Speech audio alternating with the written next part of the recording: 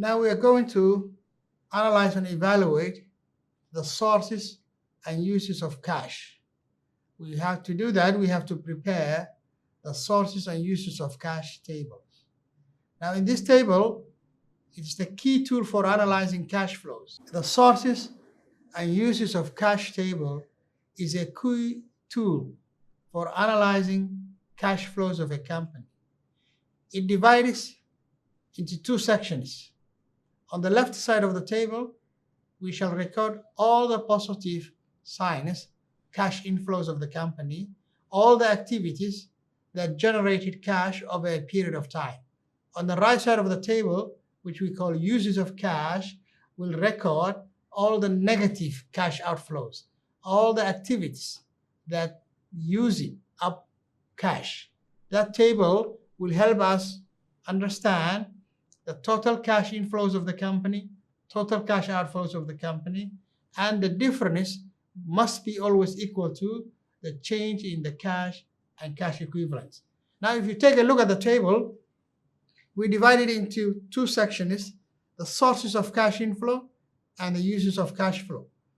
On the sources of cash inflow, we have 5 items: operating activities, divesting activities, borrowing activities, equity capital increase, and extraordinary gain. From the 3 sections of the statement of cash flow, we pull out all the positive numbers or activities that have generated cash. We begin with the operating activities. We have a net cash inflow of 45 billion. We move to the investing section and we single out only the positive numbers. That will be divesting activities. When a company sells or divests from its assets, it receives cash. So from divesting activities, the company received 3.7 billion. And from borrowing activities, 42 billion. In that year, 2023, the company had a capital increase that generated 423 million, and there were no extraordinary gain.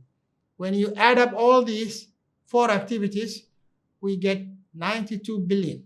I will show you the calculation of these numbers on the Excel program.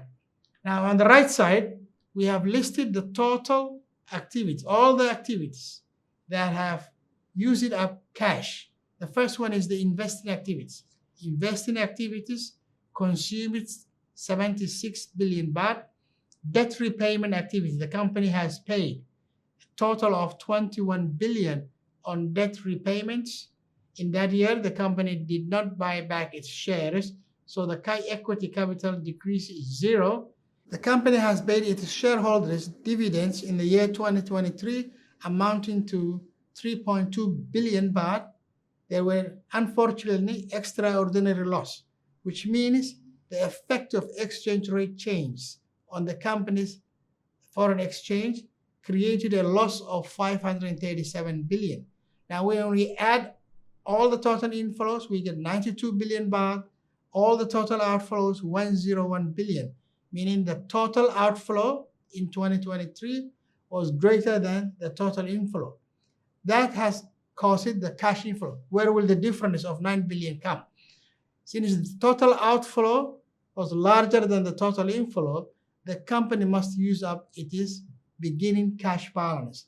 So on the next chart, you see the net cash inflow, which is actually a net cash outflow, which is the total inflow minus the total outflows of minus or negative 9.178 billion. Now, we look at the balance sheet. We take the ending cash and cash equivalents from 2023, which was 36 billion. We also take the beginning cash and cash equivalents, which was also the ending for the year 2022. When you take the difference, it's exactly equals to the negative 9.17 billion. So now we have an idea, we understand that 2023, the cash balance of the company, the ending cash has decreased compared to the year 2022 because in 2023, the total cash outflow of the company was greater than the total cash inflow of the company.